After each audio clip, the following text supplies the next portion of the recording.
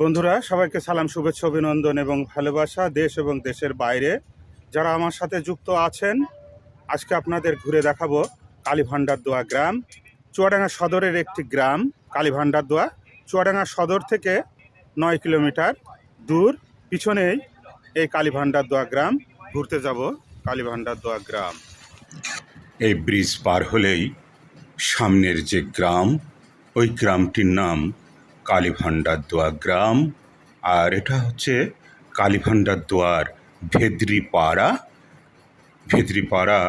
ভেদ্রিপাড়ার পাশ দিয়ে যাচ্ছি। সামনে মাঝের পাড়া, খানিকটা মাঠ পেরোলেই সামনে যে পাড়াটি পড়বে ওটাই হচ্ছে মাঝের পাড়া। দুই সাইডে খেজুর গাছ, বিভিন্ন রকমের বনজ গাছ, ফলজ গাছ, আর দুই সাইডে বাড়িঘর, ইট বিছানো রাস্তা, বাঁশবাগান, সামনে 3 রাস্তার মোড়। আর এই মোড় এলাকাটাই মূলত হচ্ছে মাঝের পাড়া। এটাই সেই 3 রাস্তার মোড়। একটি মসজিদ, কমিউনিটি ক্লিনিক এবং মসজিদের পাশ দিয়ে গ্রাম দেখতে দেখতে সামনের দিকে এগিয়ে যাচ্ছি। নিরিবিলি শান্ত পরিবেশ। এক কথায় গ্রামে এলেই এরকম শান্ত পরিবেশ দেখা যায় না।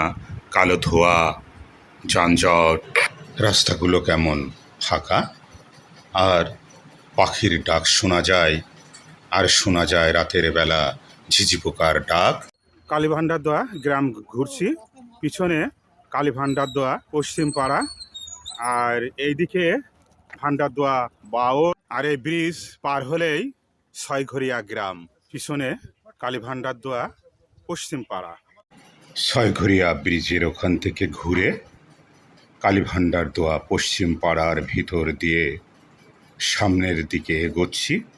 তখন রাস্তার পাশে দেখতে পেলাম গ্রামের মায়েরা বাড়ির পাশে দাঁড়িয়ে গল্প করছে।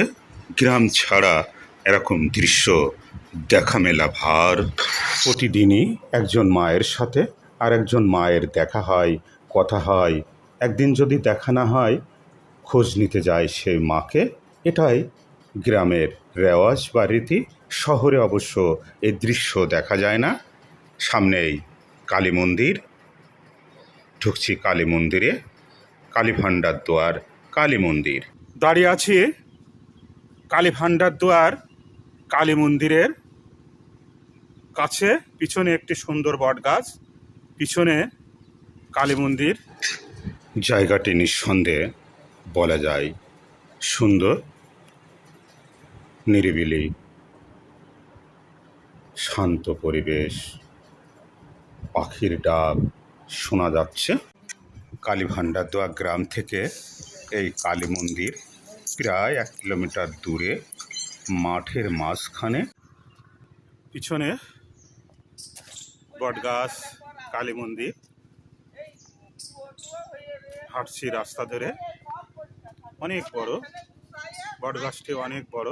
এই কালী মন্দিরের নাম অনুসারেই কালীভান্ডারদোয়া হয়েছে কিনা নামকরণ গ্রামের নাম তা আমার জানা নেই, হলে হতেও পারে। বটগাছটি অনেক বড় এবং পুরাতন।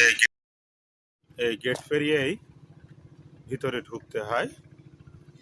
এই রাস্তা দিয়েই যেতে হয় কালী মন্দিরে। কালীভান্ডারদোয়া গ্রামের মাঝপাড়া। কালীভান্ডারদোয়া গ্রামে 3টি পাড়া আছে। একটি হলো ভেদ্রিপাড়া, একটি মাঝপাড়া। ভেদ্রিপাড়াটা পিছনে, এটা মাঝপাড়া। আর একটি পশ্চিম পাড়া, সেটা আমার পিছন দিকে।